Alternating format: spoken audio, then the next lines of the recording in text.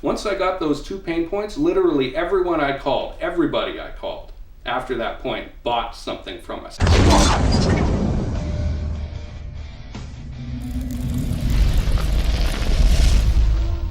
This is Jason Kanigan, the president of Sales on Fire, and I want to talk to you today about being willing to begin badly.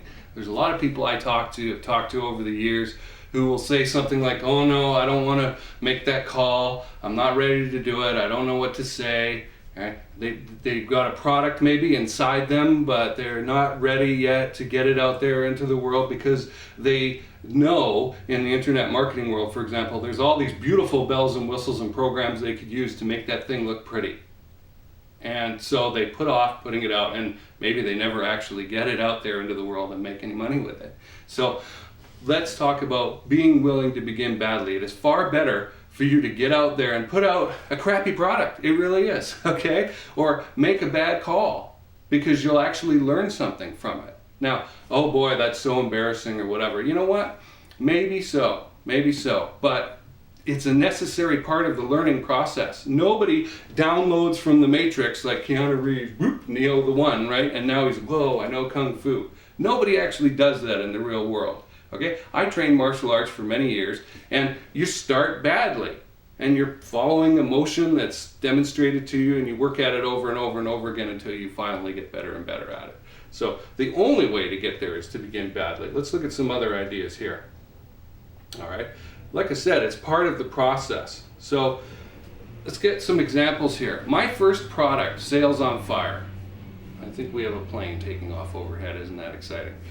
My first product, Sales on Fire, it's gone through many iterations, this flagship sales training package, okay? And it started out as, how am I even going to get this idea out of my head? I've got all this sales training knowledge. How am I going to turn that into a product people could actually absorb? Because I could talk about it forever, right? There's so many different areas in prospecting, qualifying, finding out the budget, uncovering the decision-making process of your prospect, right? How are you going to do fulfillment, and what do you do as a salesperson during that stage? We could talk about all these things. So how would I get that out onto paper, right? So I ended up doing a half-hour call, and I did tons and tons of these calls. It was very, very popular. I actually hurt my voice doing it.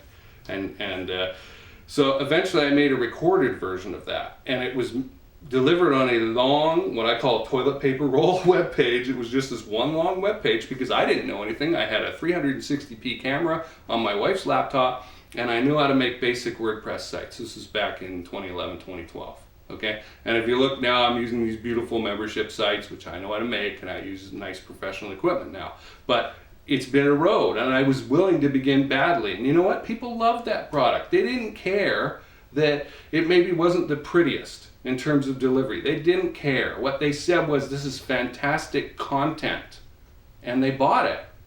Okay, there's the proof in the pudding. So be willing to begin badly. You can make it pretty later. With prospecting calls, I had a buddy of mine back in Vancouver in the mid-2000s buy a metal fabrication shop and get a job with Siemens, huge mining company, $100,000 a year company car and all these bonuses in the same freaking week. And so he comes to me and says, Jason, will you manage my shop?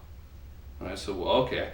The only metal course I'd taken was back in the operations management program 10 years before that. I didn't know anything about metal fabrication, welding, aluminum, plasma cutting, right? I eventually became a plasma cutting table operator. I know how to do this kind of thing, right? Now, and I always knew how to draw in CAD. So it wasn't like I was starting from zero, but I certainly didn't know anything about the differences really between steel, stainless steel, aluminum, different kinds of metals and that, and what you can do with them, right? Cast iron.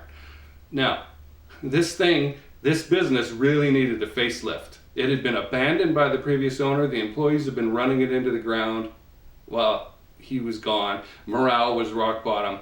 And to make things kind of worse, my new owner had changed the name of the company and changed the phone number. So people couldn't even call who knew about that old organization. Now, it turned out to be a blessing in disguise, actually, because I was willing to begin badly. And so I created a rough script, and I made lists of contractors, builders, and architects that I could call and talk to and say, hi, I've got this metal shop. Do you need anything plasma cut or welded, made, staircases, railings, gates, stuff like that, right? Custom things.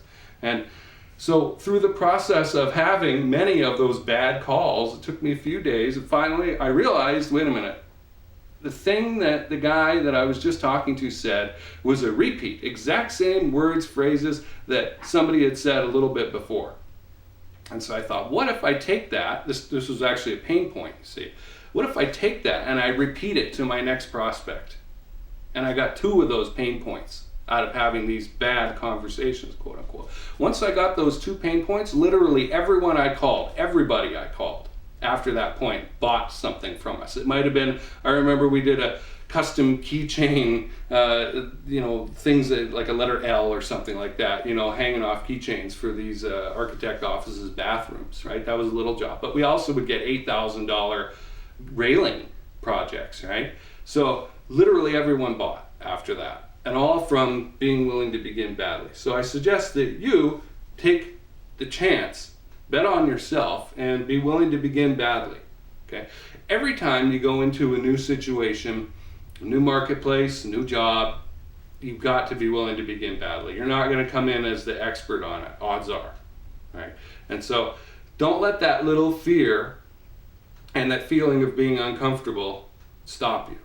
Okay? Use it. Look at it as an indicator. Gee, I'm out of my comfort zone. Okay, what do I need to do in order to get back into it besides skedaddle out of here? Because running away is not the path to what you want to get in the long term, right? That's not the path to success.